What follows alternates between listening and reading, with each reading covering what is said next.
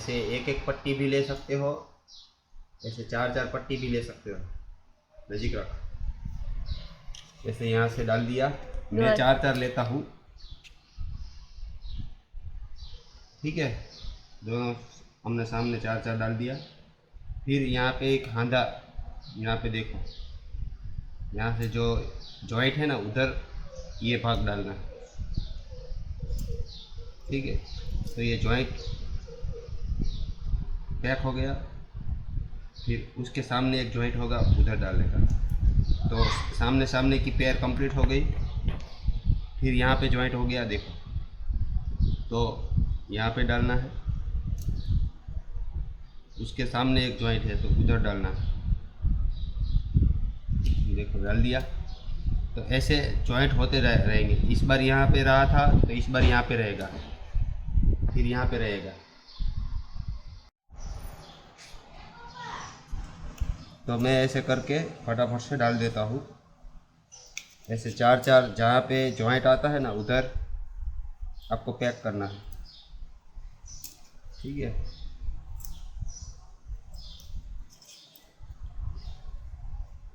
ये देखो यहाँ पे जॉइंट हो गया। यहाँ पे ऐसे चार चार लेते हो तो लास्ट तक आपको चार चार ही लेना है, एक एक लेते हो तो एक एक लेना है। मैंने चार चार लिया है तो हर बार चार चार लूँगा।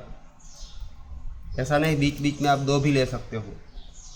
दो लेते हो तो सामने भी दो लेना पड़ेगा। इस साइड दो लेंगे तो सामने भी दो ही आएगा। देखो मैं आपको दो डाल के दिखाता हूँ, ये दो है, ठीक है। तो यहाँ पे दो डाला, इसके सामने भी दो ही आएगा। फिर ये तीन लिया तो इसके सामने भी तीन ही आएगा। ऐसा करके कंप्लीट आपको पूरा कर देना है।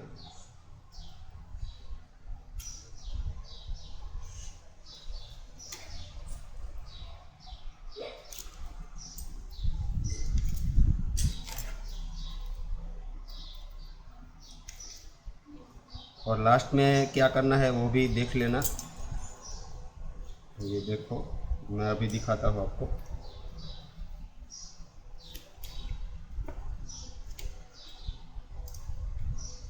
बिना हैमर के जितना जाता है उतना डाल देना है।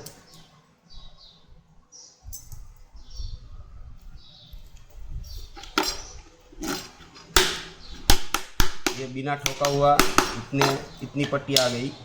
बाद में क्या करना है, एक दो पट्टी और आपको ज़बरदस्ती डाल देना है। नहीं तो क्या होगा,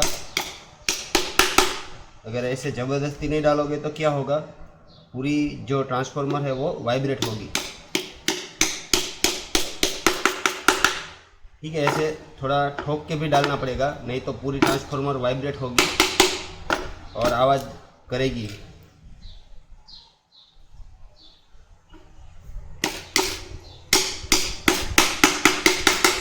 तो आप देख सकते हैं ये कंप्लीट हो गया। एक बार नज़दीक से मैं आपको इसकी ऊपर वाली डिज़ाइन दिखा देता हूँ। देख लो, इस तरह से होगा पैक। यहाँ पे कहीं भी गैप नहीं रहना चाहिए।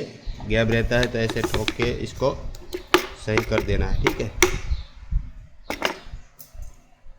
ये एफ फिटिंग है, एफ। और ईआई का भी अलग आता है, ये एफ वाला है, ईआई का अलग आता है।